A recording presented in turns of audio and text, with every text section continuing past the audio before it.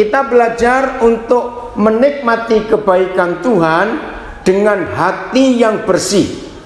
Ya, tidak ada seorang pun di antara kita yang meragukan Tuhan itu baik. Dengarkan perbedaan dua kalimat ini. Tidak ada seorang pun yang meragukan bahwa Tuhan itu baik. Betul?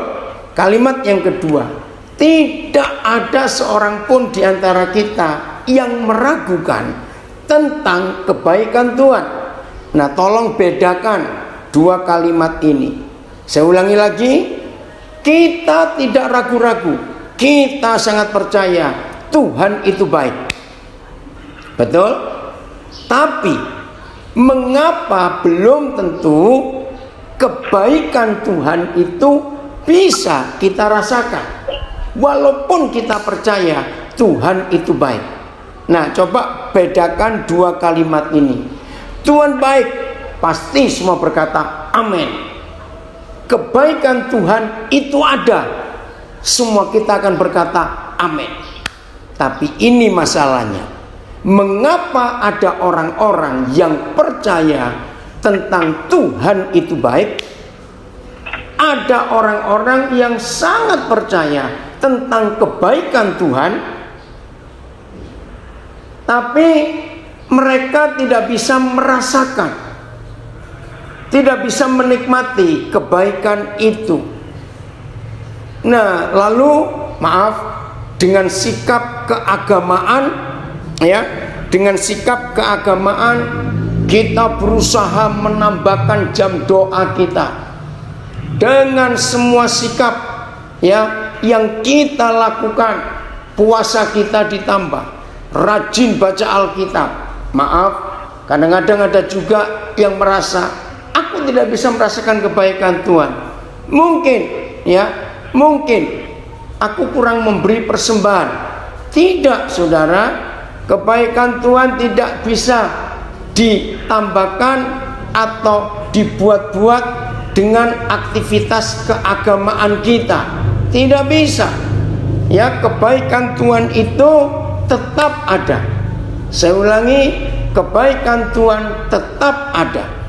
Sekarang masalahnya, kenapa kita tidak bisa merasakan kebaikan Tuhan itu? Nah, ini yang kita mau pelajari, kita mau cari sebabnya. Oke? Kita buka Mazmur 73 ayat 1. Nah, jadi saudara yang ingin merasakan kebaikan-kebaikan Tuhan, jangan berusaha, ya, dengan menambahkan hal-hal rohani. Ya, sempat putus Facebooknya, ya, ayo kita tetap belajar. Kebaikan Tuhan itu tetap ada. Ya, Tuhan itu baik, tidak pernah berubah. Itu betul. Tapi kalau ada orang yang tidak bisa merasakan kebaikan Tuhan, tidak bisa menikmati kebaikan Tuhan, jangan coba menambahkan hal-hal yang rohani. Misalnya jam doa ditambah, lalu rajin baca Alkitab, ya. Maaf, ada yang berpikir juga mungkin persembahanku kurang. Aduh, jangan coba-coba. Maaf kalimat ini, Mazmur 73 ayat 1. Jangan coba-coba menyuap Tuhan dengan uang kita. Ada banyak khotbah yang salah dengan mengatakan perpuluhanmu nggak rajin, mungkin persembahanmu beda dengan bulan yang lalu. Maaf, itu sangat salah. Jadi saudara-saudara, Bapa kita di surga tidak bisa merubah keputusannya terhadap firman yang Dia sampaikan dengan cara kita menambah aktivitas rohani kita. Bukan. Apalagi kalau sampai kita membuat Tuhan bisa berubah keputusan karena persembahan kita. Aduh, itu sangat menghina Tuhan. Oke, sudah tampil sekarang Mazmur 73 ayat 1. Mazmur Asaf. Sesungguhnya, coba lihat berapa terjemahan ya. sesungguhnya. Nah, kita tahu di Alkitab tidak banyak ya ayat firman Tuhan yang dimulai dengan kata sesungguhnya. Itu tidak banyak, sedikit sekali. Nah, tapi justru saudara, di beberapa firman yang ada pendahuluan kata sesungguhnya, sungguh-sungguh, nah itu saya beri perhatian khusus. Karena buat saya pasti ada sesuatu yang penting untuk itu. Nah, sesungguhnya. Nah, ini kan meyakinkan Tuhan tidak bisa berubah atas firman-Nya. Maka itu sesungguhnya Tuhan itu baik kepada siapa? Maaf, ternyata tidak kepada semua orang percaya, tidak kepada semua anak-anaknya, tidak kepada semua murid-muridnya. Lalu dia itu baik kepada siapa? Saya baca lagi terjemahan baru, Mazmur Asaf. Sesungguhnya Tuhan itu baik bagi mereka yang tulus hatinya dan bagi mereka yang bersih hatinya. Saya baca terjemahan yang lain. Sungguh Tuhan itu baik kepada Israel, kepada mereka yang hatinya murni. Bahwa sesungguhnya baiklah Tuhan bagi orang Israel, bagi orang yang suci hatinya. Sungguh baiklah Tuhan bagi umatnya, bagi orang yang berhati murni. Sesungguhnya Tuhan itu baik bagi Israel, bagi orang yang tulus hati. Sesungguhnya Tuhan itu baik bagi orang Israel, bagi orang-orang yang suci hatinya. Sesungguhnya Tuhan itu baik kepada Israel, kepada mereka yang murni hati. Saudara, ini yang luar biasa. Berarti Tuhan yang tetap baik dan yang kebaikannya tetap ada. Ya, saya ulangi kalimat ini. Tuhan itu tetap baik, tidak bisa diganggu gugat. Begitu pula kebaikan Tuhan itu tetap ada, tetap nyata. Tapi setelah kita baca Mazmur 73 ayat 1, baru kita tahu Tuhan ternyata nggak bisa baik kepada semua anak-anaknya. Tuhan tidak bisa baik kepada semua yang menyebut diri hamba Tuhan, pelayan Tuhan. Tidak. Tuhan tidak bisa baik kepada orang yang kelihatan rajin melakukan sikap-sikap agamanya, rajin doa sekian jam sehari, rajin puasa sekian hari sebulan, hafal ayat, persembahannya rutin. Tidak.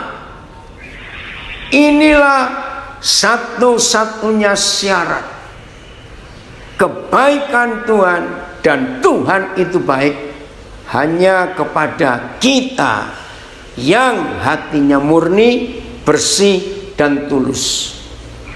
Mazmur 24 mulai ayat 3. Nah, ini satu terjemahan aja. Mazmur 24 mulai ayat 3. Jelas sekali apa yang Tuhan berikan syarat kepada kita untuk boleh berjumpa dengan Dia. Mari kita lihat ini. Mazmur 24 mulai ayat yang ketiga. Oke. Siapakah yang boleh naik ke atas gunung Yahweh? Siapakah yang boleh berdiri di tempatnya yang kudus? Nah, ini ditanya, siapa yang boleh naik ke tempatnya yang kudus, ke gunung Yahweh Tuhan? Ayat 4. Orang yang bersih tangannya dan murni hatinya, yang tidak menyerahkan dirinya kepada penipuan dan yang tidak bersumpah palsu. Ya, ulangi, satu yang bersih tangannya. Jadi yang dikerjakan itu tidak ada tipu, suap, dan sejenisnya. Dalam hidupnya murni hatinya, tidak ada kejahatan motivasi tersembunyi, yang tidak menyerahkan dirinya kepada penipuan. Semuanya kita harus melihat itu. Dan yang tidak bersumpah palsu. Jelas ya? Dari dua hal ini, Mazmur 73 dan Mazmur 24, kita melihat hal yang sangat luar biasa. Oke? Nah, masalahnya timbul. Saudara, ternyata satu-satunya hal, ya satu-satunya hal, satu-satunya bagian dalam hidup manusia yang sangat rahasia dan tidak ada seorang pun bisa tahu, itu adalah hati kita. Saya ulangi, satu-satunya bagian dalam hidup manusia yang sangat rahasia, yang siapapun yang disebut manusia tidak bisa tahu, itu cuma hati manusia ini. Nah, hati kita ini yang tahu hanya kita dengan Tuhan. Tolong dicatat, nggak ada yang tahu. Saudara, ini luar biasa. Maka itu kita tidak bisa menghakimi orang karena kita nggak tahu isi hatinya. Dan justru di masalah hati inilah timbul banyak kejahatan. Nanti kita akan lihat firman Tuhan itu. Nah, siapa pernah berpikir begini? Mengapa di dunia ini tidak ada hakim yang adil? Saya ulangi, mengapa di dunia ini tidak ada hakim yang adil? Jawabannya, karena tidak ada seorang pun yang bisa membaca isi hati orang. Seandainya Tuhan memberikan otoritas, seandainya Tuhan memberikan kuasa kepada hakim di dunia ini, nggak usah semualah, 3-4 hakim saja diberi otoritas, diberi kuasa untuk bisa membaca hati orang.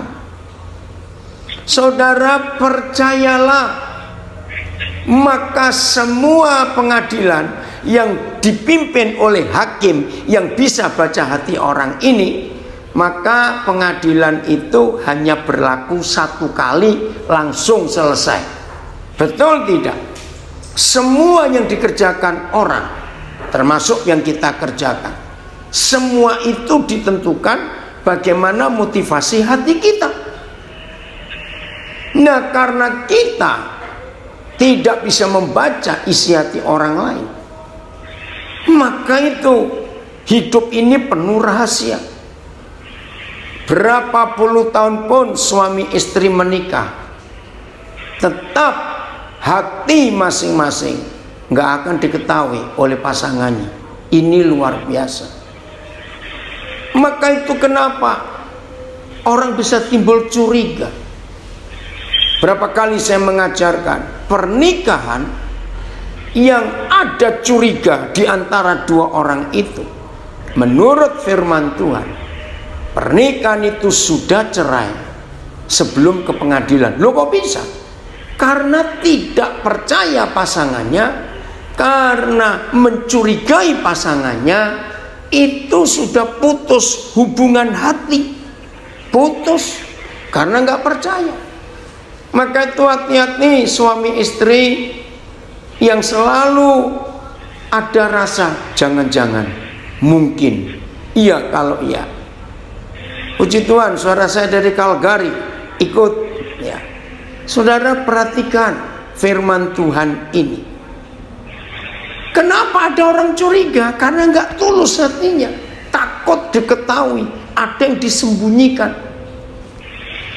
Sahabat baik sekian puluh tahun bersahabat, percayalah tidak ada seorang pun yang tahu isi hati salah satu dari dua orang ini nggak ada. Saudara, kalau perut kita lapar, perut ini nggak pernah bohong, pasti bunyi. Ya, pikiran itu bisa dibaca orang, maka itu ada telepati. Ya, bisa. Orang bisa baca pikiran orang. Dengan bahasa tubuh, orang bisa belajar orang ini mau apa. Pokoknya semua hal dalam hidup ini orang bisa membaca, orang bisa menyelidiki, orang bisa mengetahui. Tapi hati kita itu misteri. Hati kita ini penuh dengan rahasia. Itu sebabnya Tuhan itu ingin kita ini terbuka. Tuhan itu ingin kita ini jujur. Masih ingat Yakobus 5 ayat 16? Aduh, itu sulit sekali. Coba bukakan berapa terjemahan sekaligus. Yakobus 5:16. Tidak ada ayat lain di seluruh Alkitab. Ya, perhatikan. Tidak ada ayat lain di seluruh Alkitab yang memberitahu kita bagaimana doa itu bisa berkuasa. Ya, cuma ayat ini. Saya ulangi lagi, tidak ada ayat lain dalam Alkitab yang memberitahukan kita kapan doa kita itu berkuasa. Maka itu 90 sekian persen. Kalau ada gereja khotbah Yakobus 5 ayat 16, selalu yang diambil bagian B. Doa orang yang benar bila dengan yakin didoakan sangat besar kuasanya. Itu luar biasa. Nah, sekarang kita lihat terjemahan yang lain. Doa orang benar yang dinaikkan dengan sungguh-sungguh sangat besar kuasanya. Terjemahan lain lagi. Adapun doa orang yang benar dengan bersungguh-sungguh hati itu besar khasiatnya.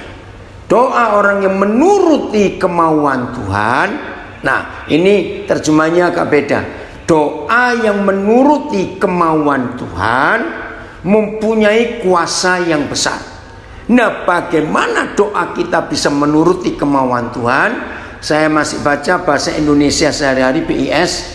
Sebab itu hendaklah kalian saling mengakui kesalahan dan saling mendoakan BIS-an supaya kalian disembuhkan, supaya kalian bisa menuruti kemauan Tuhan. Nah, doa orang yang menuruti kemauan Tuhan mempunyai kuasa yang besar. Saya baca lagi MELT. Doa orang yang benar ketika bekerja memiliki kekuatan yang besar. Nah, kapan kita bisa jadi orang yang benar? Masih MELT. Akuilah kesalahan seorang terhadap yang lain dan saling mendoakanlah seorang terhadap yang lain supaya kamu dapat disembuhkan, supaya kamu dapat dibenarkan. Saya menggunakan kata ini, dibenarkan. Terjemahan yang berikut, ya. Permintaan orang benar yang dipanjatkan melalui doa sangat besar kuasanya. Nah, kapan kita menjadi orang benar? Sebab itu hendaklah kamu saling mengakui dosamu dan saling mendoakan supaya kamu dibenarkan, disembuhkan. Sama terjemahan yang terakhir AVB, doa orang yang benar mempunyai kuasa yang hebat. Nah, kapan kita bisa benar? Oleh itu hendaklah kamu saling mengakui dosa serta mendoakan satu sama lain supaya kamu dibenarkan, disembuhkan. Saudara lihat firman ini. Oh, ada banyak hal yang hebat-hebat di dalam Yakobus 5 ayat 16. The message, make this your common practice. Ayo praktekkan hal-hal sederhana ini, yaitu confess your sins to each other. Akui dosamu satu dengan yang lain. And pray for each other. Berdoa satu dengan yang lain. So that you can live together whole and healed. Nah, ini terjemahan The Message. Supaya kamu bisa hidup itu utuh. Utuh itu lengkap. Dan kamu sembuh. Kamu benar. The prayer of a person living right with God. Nah, doa orang yang hidupnya tulus, hidupnya benar dengan Tuhan, is something powerful to be reckoned with.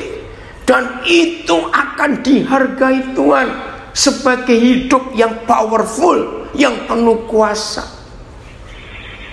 Nah, sekarang masalahnya, mana lebih mudah mengaku dosa kepada Tuhan atau mengaku dosa kepada saudara kita?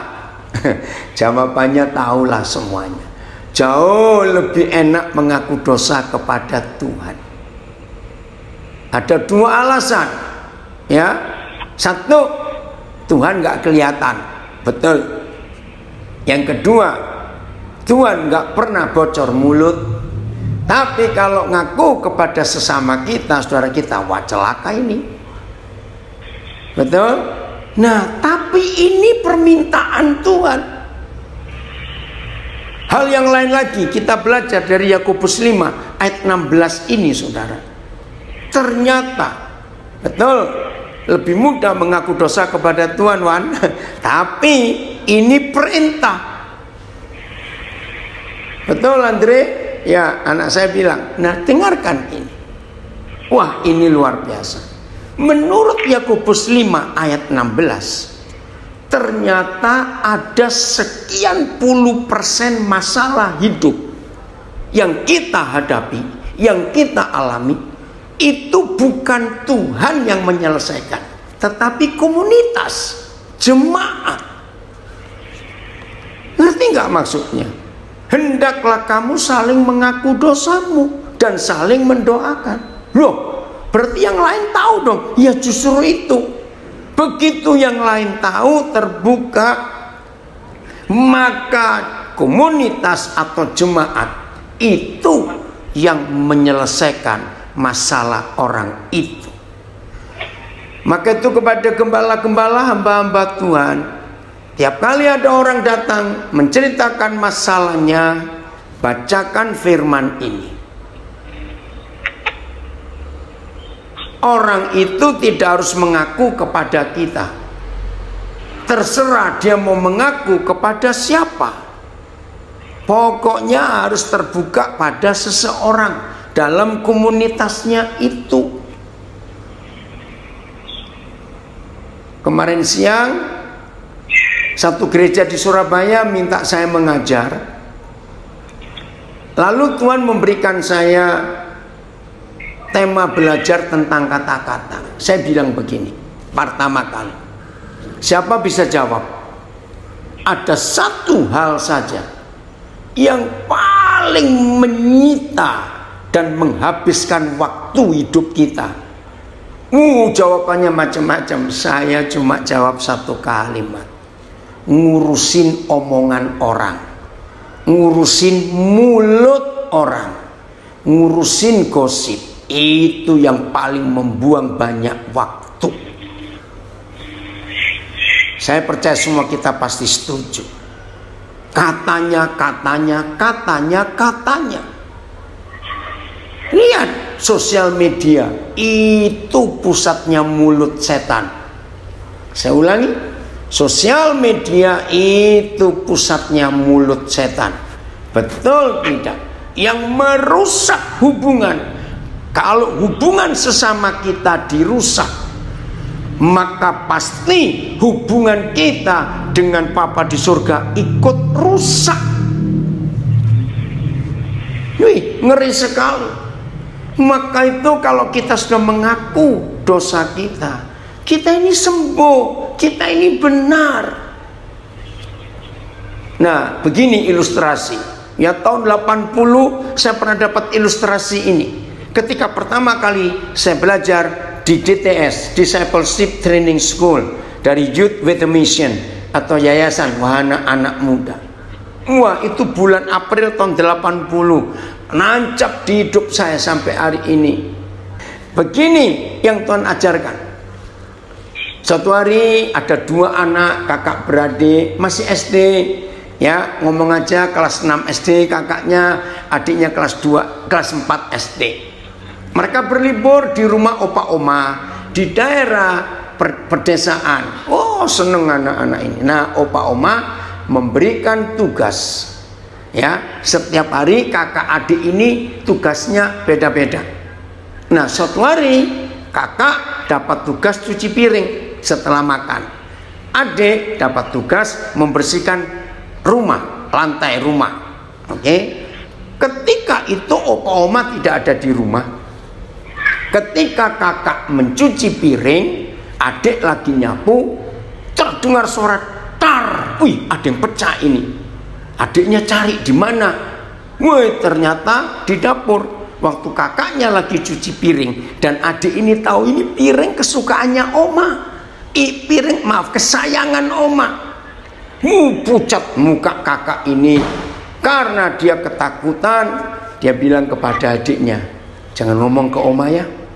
Terus kakaknya keluar uang 10.000. Wih, seneng dong. Adiknya dapat uang 10.000. Berapa hari kemudian uang ini habis. Adiknya beli sesuatu. Nah, masuk akal. Ya, saya nggak bilang licik, enggak lah, ini cuma anak-anak. Begitu kakaknya lewat di depan adik, adik cuma pakai satu kata, piring, piring, piring. Ngerti nggak? Ini kakak ketakutan. 10.000 keluar lagi.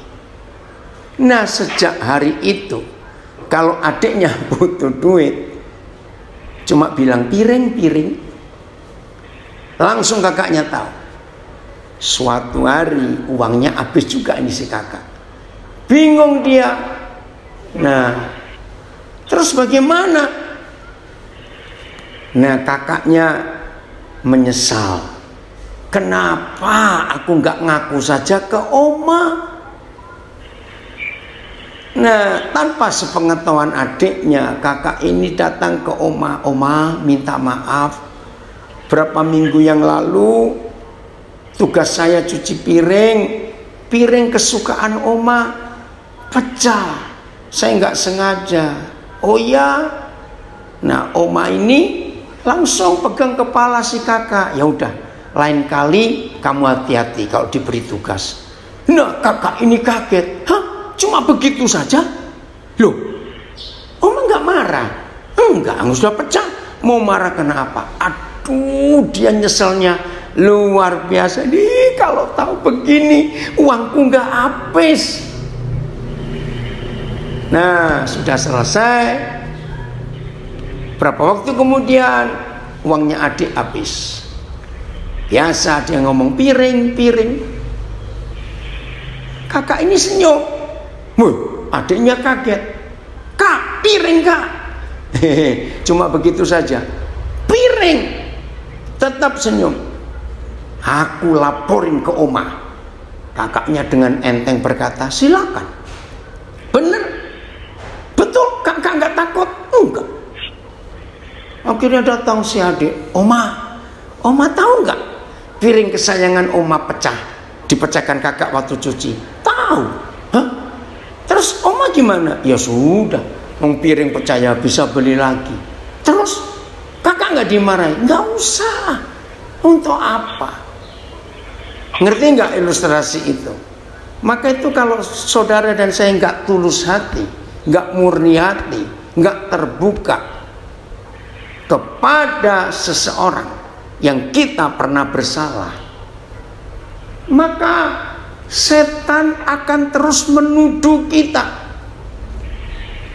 Nah, ini yang dibuat oleh si iblis atas hidup kita.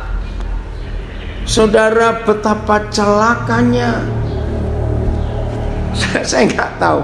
Saudara masih ingat nggak berapa waktu yang lalu? Ya masih kira-kira bulan Oktober awal atau September akhir.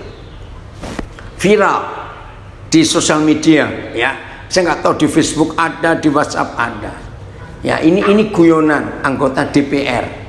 Ya, ini cuma guyonan saja, tapi itu penting. Satu hari ada seorang cewek menelpon seorang anggota DPR. Bapak masih ingat saya? Kita pernah tidur bersama loh. Nah, saya punya bukti-bukti ini. Saya kan sebarkan apa yang kita pernah buat. Waduh, jangan. Enggak, saya akan sebarkan ke istri bapak, ke ini, ke itu, ke teman-teman. Jangan. Oke, kalau memang tidak mau, beri saya 100 juta. Karena ketakutan, diberilah. Berapa waktu kemudian, ini perempuan telepon lagi. Nah, terus ditanya oleh orang ini, jadi kamu ini siapa? Nah, ternyata ini cuma bohongan, saudara. Nah, itulah contoh kalau kita tidak mengaku, saling mengaku dosamu dan saling mendoakan, setan, ya, pemerasan, ya, tapi kan nggak tahu orangnya Pak Andreas. Nggak tahu kok, orang bisa pakai nomor yang macam-macam. Nah, ini kan cuma contoh di sosial media. Itulah pekerjaan setan. Kalau setan tahu di hidup ini ada yang belum kita akui, maka itu Yakobus 5 ayat 16 ini luar biasa. Oke, saya baca, ada komen bagus. Yakobus 5:16, saya baru tahu pencerahan ini. Apakah ada seorang yang dengan tulus menyimpan rahasia dan dapat menyelesaikan persoalan itu? Enggak ada. Kalau persoalannya pada orang, ya kita harus menyelesaikan pada orang. Kalau persoalan kita, masalah kita dengan Tuhan, ya kita harus selesaikan dengan Tuhan. Nah, saudara, dengan kejujuran, dengan keterbukaan, dengan pengakuan kepada satu dengan yang lain, maka hidup ini bersih, hati ini bersih. Nggak ada sampah-sampah lagi yang masih tersimpan di hidup kita. Tidak ada. Jadi jelasnya Mazmur 73 ayat 1 dan Mazmur 24 ayat 3 sampai 5. Jelas sekali. Maka itu orang yang hidupnya nggak punya rahasia, orang itu lega, enak, nggak perlu takut, kemana saja nggak perlu takut, bersih hatinya. Maka itu mulai hari ini saya ulangi lagi, rekan-rekan hamba Tuhan, pelayan Tuhan, pendoa. Kalau ada orang datang kepada kita dan menceritakan masalahnya, kita nggak bolehnya berkata mari kita doakan. Tidak, kita harus menolong dia untuk keluar dari masalah itu. Dan bacakan Yakobus 5 ayat 16, supaya dia jadi orang yang benar, jadi orang yang punya doa berkuasa karena sudah benar. Dan untuk menjadi benar dan sembuh, yaitu tadi, wah, luar biasa. Betul, ada komen lagi di Facebook, karena satu kebohongan akan ditutupi oleh kebohongan yang lain. Betul. Dan itulah yang iblis buat atas kehidupan kita. Saudara yang belum pernah tahu, biarlah hari ini jadi tahu.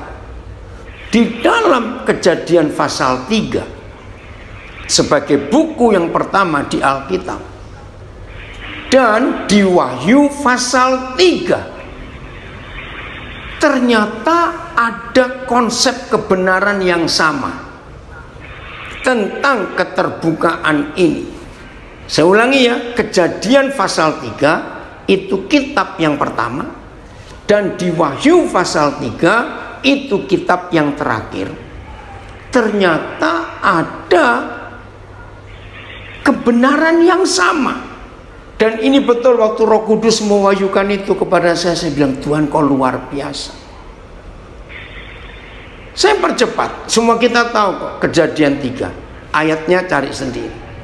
Ketika Adam dan Hawa jatuh dalam dosa, maka tertulis mereka takut bertemu Tuhan Lalu mereka sembunyi di balik pohon semak. Masih ingat ya? Lalu ada firman, "Hei manusia, engkau di mana?" Saudara, saya belajar lewat firman itu. Nah, ternyata Adam dan Hawa tidak tulus. Mereka sembunyi dari hadirat Tuhan. Nah, saudara, ternyata ya ayat yang ke berapa? Ayat yang ke-9. Ya oke, ayat 8. Ketika mereka mendengar bunyi langkah Yahweh Tuhan yang berjalan-jalan dalam taman itu pada hari sejuk, bersembunyilah manusia dan istrinya itu terhadap Yahweh Tuhan di antara pohon-pohonan dalam taman. Tetapi Yahweh Tuhan memanggil manusia itu dan berfirman kepadanya, "Di manakah engkau?" Saudara, saya cukup lama mempelajari ayat 9 ini. Saya pertama wajar sebagai manusia. Tuhan tahu kok mereka sembunyi di mana. Cuma tanya saja. Oke, ada komen lagi di Facebook, saya mau baca ini. Kebohongan seperti bangkai dan kepura-puraan seperti kentut, maaf, yang tidak kentara tetapi terasa. Ampuni aku, Bapa. Puji Tuhan. Kalau kita mau mengaku. Nah, saya pikir begitu. Tuhan tahu kok mereka dua sembunyi di mana. Tapi saya pikir lagi. Kalau Tuhan tahu, maaf, mereka sembunyi di mana. Tapi masih pakai tanya, "Di mana engkau?" Maka kita berasumsi Tuhan pura-pura. Sudah tahu ada di mana kok pakai tanya, "Engkau di mana?" Nah, akhirnya saya nggak ketemu jawaban. Berapa tahun kemudian Roh Kudus membawa saya ke Wahyu 3 ayat 20. Masih ingat ya Wahyu 3:20? Saya sering juga berbagi dengan ayat ini. "Lihat, aku berdiri di depan pintu sambil mengetok. Barang siapa mendengar suara ketokan pintu itu, lalu membukakan," ayat 20, "lihat aku berdiri di muka pintu dan mengetok. Jikalau ada orang yang mendengar suaraku dan membukakan pintu, aku akan masuk mendapatkannya dan aku makan bersama-sama dengan dia dan dia bersama-sama dengan aku." Nah, ayat ini sudah lama saya kenal. Apalagi yang bergerak di bidang penginjilan. Wahyu 3 ayat 20 adalah doa orang berdosa yang pertama kali mau menerima Tuhan Yesus. Maka dalam pelayanan penginjilan ini yang dipakai. Buka pintu hatimu, undang Yesus masuk. Karena dia sedang ketok pintu hatimu. Setelah Roh Kudus bukakan ini, saya kaget. Loh, ini bukan untuk orang baru. Saudara lihat Wahyu 3 ini, Tuhan Yesus pulang ke rumahnya, yaitu gereja Laodikia.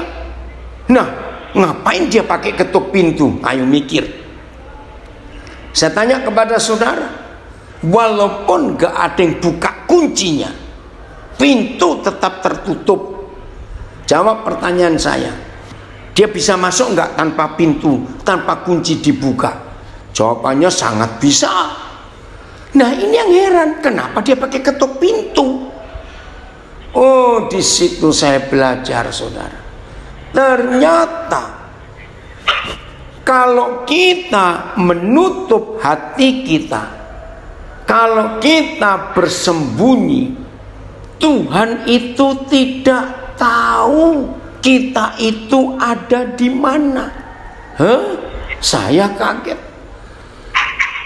Kesimpulan lain yang muncul Roh Kudus membuat saya mengerti Wahyu 3 ayat 20. Ternyata Tuhan itu sopan. Ya. Nah, karena Tuhan itu sopan, maka dia nggak pernah dobrak. Itu dia.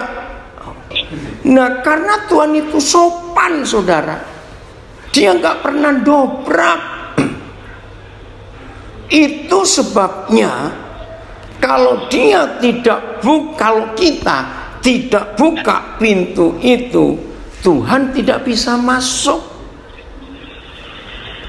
Maka itu mari kita mulai hari ini serius hidup dengan Tuhan, dengan kejujuran dan ketulusan. Ya, saya ulangi lagi. Mari sebentar. Oke. Jadi jangan harap Tuhan bisa mendobrak hidup kita. Sama sekali tidak. Dia nggak bisa mendobrak. Dia itu sopan.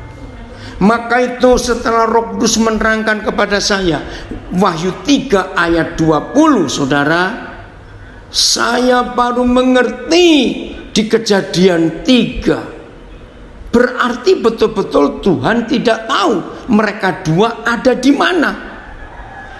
Karena kalau dia tahu lalu pakai tanya, ingat loh, Tuhan kita itu benci dengan kemunafikan dan kepura-puraan. Betul tidak? Tuhan benci sekali. Nah, dari sini kita belajar ketulusan hati itu mutlak untuk kita miliki. Saya ulangi, ketulusan hati itu mutlak untuk kita miliki. Dia nggak pernah tahu. Tergantung kita mau jujur, mau terbuka atau tidak.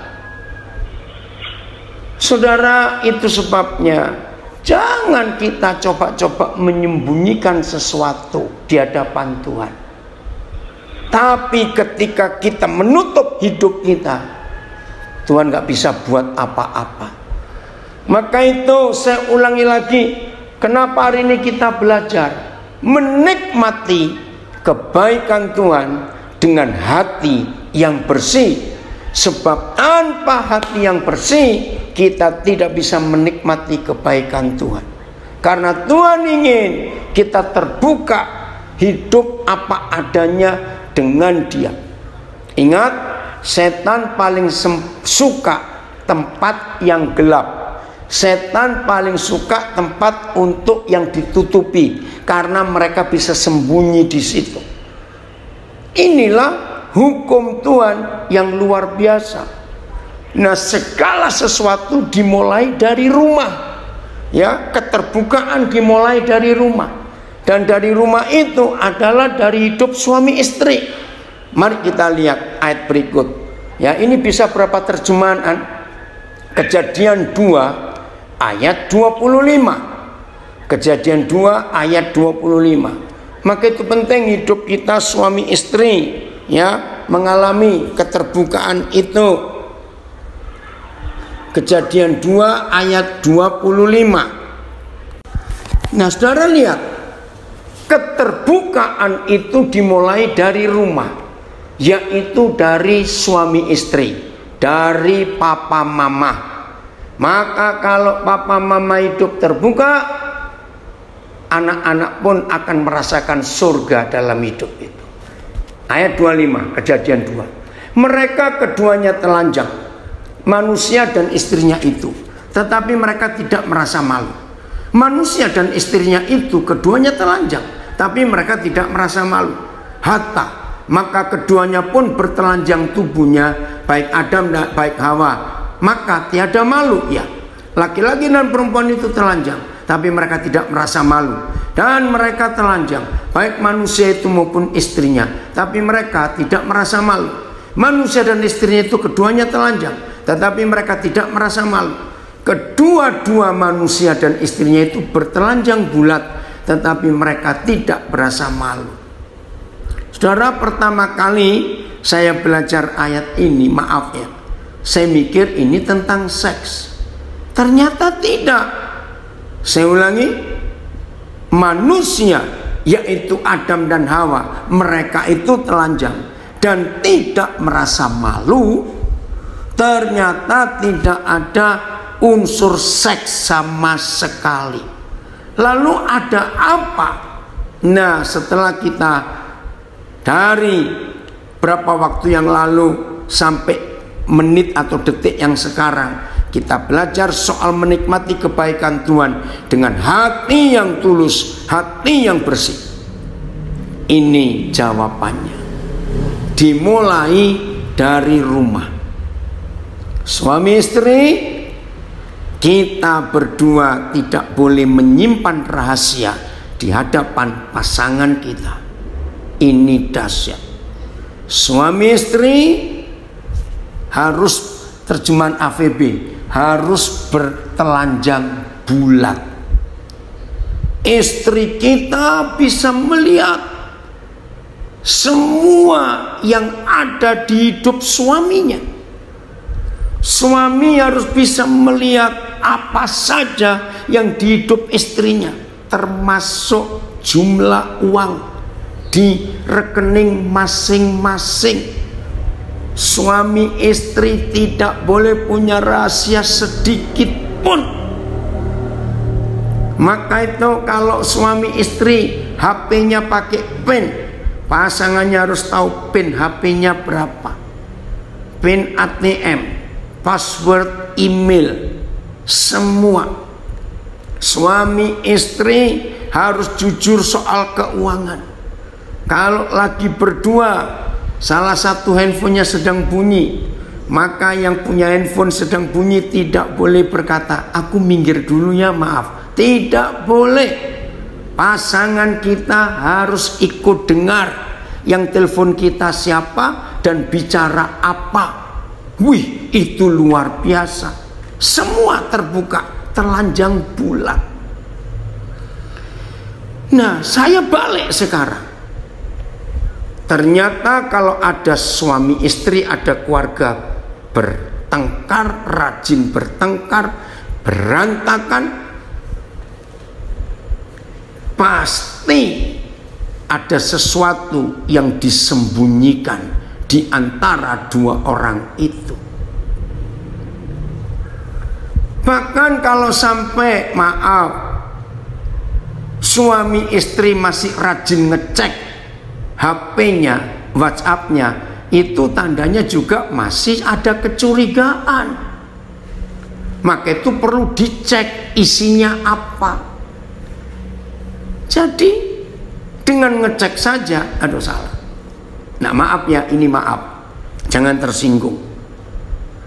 Biasanya antara suami dan istri yang lebih sering dan lebih banyak curiga itu suami atau istri. Maaf ya, jangan tersinggung loh, saya tanya ini. Ayo tolong jawab, yang di IG, yang di Facebook, yang di Zoom. Antara, oke, ada yang jawab istri. Mana ini? Yang di Facebook, yang di Instagram? Ya, istri, betul. Ada yang protes, lah kok gitu, istri. Pakai i-nya panjang lagi. Mana yang di Facebook, mana yang di Instagram? Oke. Istri, jangan tersinggung. Oke, yang di Facebook, IG, oh ada. Oke ya. Kalau Aan mungkin suami, Pak. Agus, Andre, kamu tuh bertobat. Oke. Ada ibu-ibu yang jawab, istri. Oke. Nah, saya punya resep yang manjur. Jadi istri-istri yang suka mencurigai suami, maaf loh, wanita ada yang jawab begitu, betul. Masa baru keluar 5 menit, oke, saya nggak tahu ini posting Leo ini siapa, maaf, sudah kodratnya, enggak, maaf, ya dengerin dulu, stop dulu, denger. Masa baru keluar 10 menit sudah di WA, Sherlock, ada di mana kamu? Awas ya, saudara, belajarlah untuk percaya. Oh, ada yang komen, istri, sebab suaminya matanya sebesar keranjang, Opa. Enggak. Nah, pokoknya saya punya resep. Kalau ada istri-istri mencurigai suaminya, terus maaf ya, jangan tersinggung. Selesai Zoom ini, selesai belajar ini, cari ke toko alat-alat listrik, beli CCTV para istri, beli CCTV, pasang di kepala suamimu.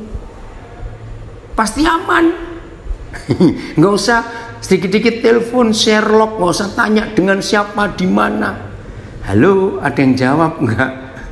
Oh, dari GBI Junction. Oke, lupa. Oke ya. Nah, itu aja resepnya. Istri-istri belikan CCTV, pasang di kepala suamimu, aman. Maaf ya, ini cuma intermezzo saja.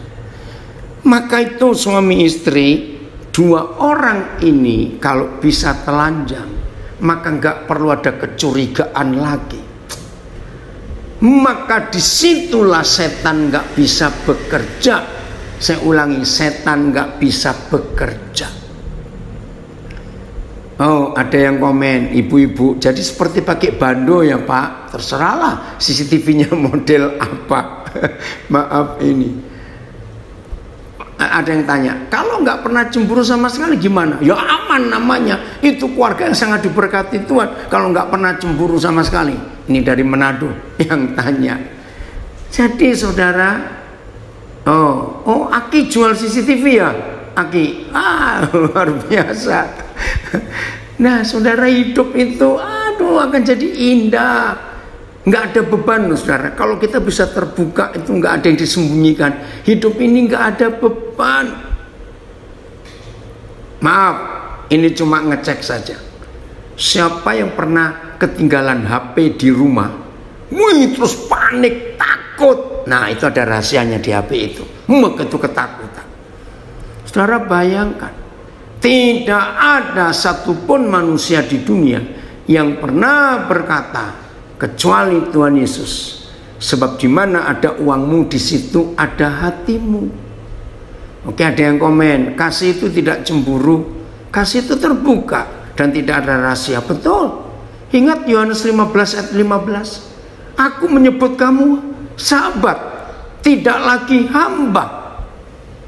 Kenapa? Sebab aku, Yohanes 15 ayat 15, sebab aku sudah memberitahukan segala sesuatu yang kudengar dari Bapakku kepada kamu. Bayangkan, Yohanes 15 ayat 15, Tuhan Yesus saja nggak ada rahasia. Ada yang komen di Facebook, setelah ini toko CCTV omsetnya naik. Ini tergantung. Oh saudara, betul. Ada yang komen lagi, kalau nggak cemburu perlu dipertanyakan nggak? Enggak, justru itu wajar. Cinta nggak istri sama suaminya? Oh, salah pertanyaannya. Ingat 1 Korintus 13, kasih itu tidak cemburu justru. Jadi nggak perlu dipersoalkan. Kalau suami atau istri nggak pernah cemburu kepada pasangannya, memang kasih itu nggak ada cemburu. Baca ya nanti 1 Korintus 13. Berarti kalau hanya Tuhan Yesus yang pernah berbicara, di mana ada uangmu di situ ada hatimu, ada nyawamu, ada hidupmu. Maka kalau suami istri masih merahasiakan masalah keuangannya kepada pasangannya, berarti hati mereka itu bisa. Nah ini yang kita perlu hati-hati dalam hidup. Oke, terima kasih An. Ayat 4-nya 1 Korintus 13 ayat 4 yang bertanya di Facebook, kasih itu sabar, kasih itu murah hati, kasih itu tidak cemburu, kasih itu tidak memegahkan diri, dan kasih itu tidak sombong. Betul. Nah jadi nggak perlu dipertanyakan. Kalau ada istri nggak pernah cemburu pada suaminya, berarti nggak ada kecurigaan. Berarti di mata istrinya, suaminya memang nggak pernah ada rahasia apa-apa. Nah hebatnya firman Tuhan itu. Maka kalau hari ini kita belajar kebenaran ini saudara, tolong dicatat, setan tidak punya tempat di keluarga kita. Kalau hari ini apa yang kita pelajari, kita praktekkan dalam hidup kita, setan tidak bisa punya tempat sembunyi di hidup kita. Nah, kenapa? Ya karena memang nggak ada yang ditutup-tutupi. Maka itu keterbukaan itu luar biasa.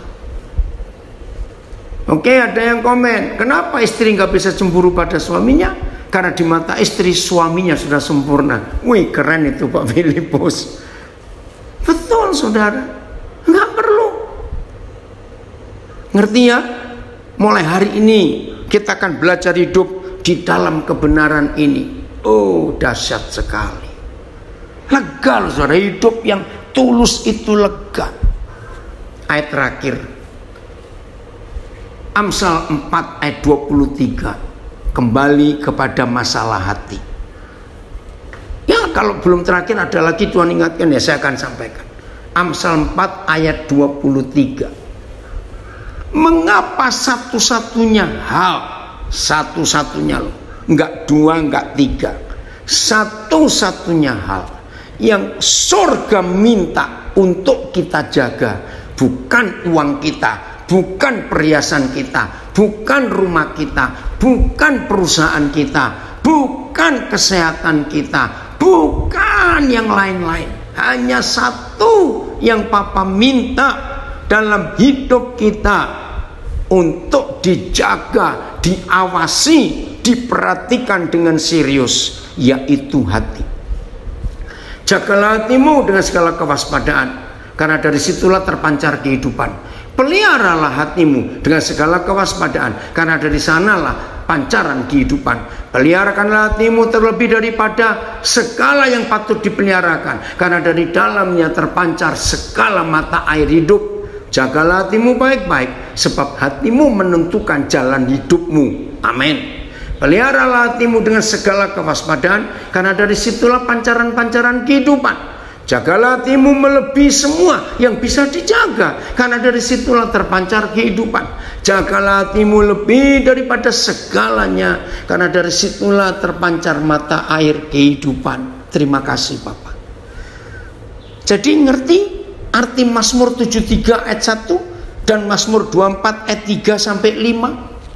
Kenapa Tuhan hanya baik kepada kita yang bisa menjaga hati kita dari kecemburuan, dari kekhawatiran, dari kebencian, dari tersinggung, dari kemarahan, dari ketakutan, dari kenajisan? Kenapa? Karena dari situ mata air kehidupan, disitulah pancaran-pancaran kehidupan. Terima kasih Bapak. Maka kalau dibalik, apa lawan katanya kehidupan? Kematian.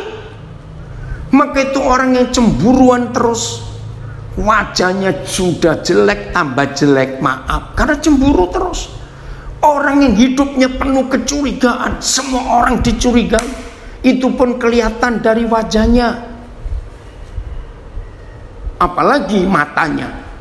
Orang yang suka curiga, matanya itu, ini orang Surabaya bilang jelalatan. Tahu kata jelalatan? Matanya itu mata maling.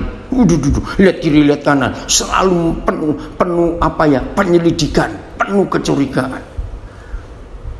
Orang seperti itu hidupnya tidak akan bahagia. Ada komen, kebenaran ini setan tidak bisa bersembunyi, sebab tidak ada ruang kosong, nggak ada ruang yang gelap maksudnya. Tuhan memenuhi hidup kita. Betul. Di mana Tuhan bisa memenuhi hidup kita, artinya terang itu penuh di hidup kita, yang gelap nggak bisa mampir. Sederhana sekali untuk mengerti ini. Maka itu siapa yang masih hatinya dengar kalimat ini, siapa yang hatinya masih jadi langganan setan, masa setan bisa langganan? Bisa. Apa itu langganan? Ya sering mampir. Kenapa setan jadi bisa menemukan ada murid-murid Tuhan Yesus tertentu, ada hamba-hamba Tuhan tertentu menjadi langganan setan? Karena setan tahu yang ini tuh gampang dikotori hatinya. Baru baca sebuah berita, baru baca Alkitab, ini saya ini. Baru dengar sebuah selentingan gitu saja, nanti bagaimana? Terus begitu. Saudara, kalau kita jaga hati kita sungguh-sungguh, nggak perlu takut dalam hidup. Serius. Wah, hidup ini jadi lega, tenang. Jaga hati. Jangan ada kekotoran-kekotoran, kemunafikan, tersinggung, jengkel, iri hati, benci, aduh semuanya ya, yang kotor-kotor itu, khawatir, takut, jangan-jangan, gelisah, oh buang semuanya. Jadi kalau saudara dan saya bisa menjaga hati kita. Nah, satu ayat lagi, Yohanes 15 ayat 3. Ini yang bisa membersihkan hidup kita, bisa jadi detox. Yohanes 15 ayat 3. Kamu memang sudah bersih. Sebut nama saudara. Kamu memang sudah bersih. Karena semua firman yang kukatakan kepadamu. Ada yang tanya, enggak kok, zaman pacaran dulu cemburunya, sekarang udah enggak. Ya puji Tuhan ya, kalau sudah menikah. Jadi kita semua sudah bersih. Yohanes 15 ayat 3. Karena segala firman yang Tuhan Yesus berikan kepada kita, maka firman itu deterjen yang paling bagus untuk hati kita. Terima kasih Bapak. Mulai hari ini, kalau kami bisa menjaga hati kami bersih, murni dari semua kepura-puraan, dari semua kecurigaan, dari semua kekotoran, dari semua kenajisan, pasti kami akan merasakan menikmati kebaikan Tuhan. Terima kasih.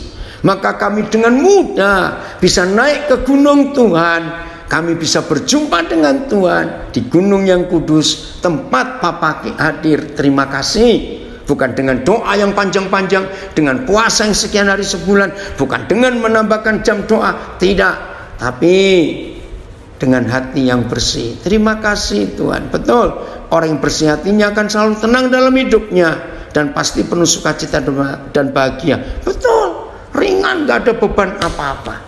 Tuhan Yesus memberkati kita semua.